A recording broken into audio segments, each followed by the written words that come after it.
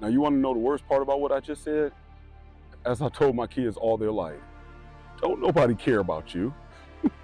Don't nobody care about you. And that's why I'm saying I'm sorry.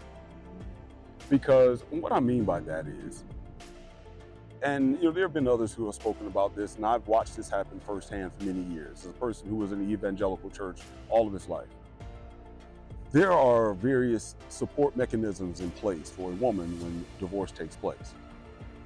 There are not the same mechanisms in place for a man who is getting divorced. First of all, let's keep it 100. Do you think that a lot of those dudes in church, including the pastor, wants to see a nice single guy inside the congregation? No, it's not like what Paul said, where they should be rejoicing because now this man can dedicate himself full time to the Lord. Now folks begin to close ranks a little bit. And I'll never forget my boy Rob, who passed away 10 years ago. Rob used to make a point that, he said, Dev, sometimes we go to church, and especially if we go to church that has a different ethnicity than we are, you'll walk in, and you sit on that pew, and it's almost like sitting on the airplane, and you sit next to a guy's wife. He's like, oh, wait a minute, honey, I'll sit there. And a lot of the guys go into the church pew, and they see you sitting there at the end, and it's you and your family over here, and his wife gets ready to walk in, sit next to you, and he's like, pulls him over. He'll sit next to the guy. And my man wasn't, obviously we're men. We're going to be territorial. That's part of testosterone, right? But the other part is the fact that not everybody wants a single guy because nobody wants you pushing up on their wife, nor do they want their wife pushing up on you. Amen and amen.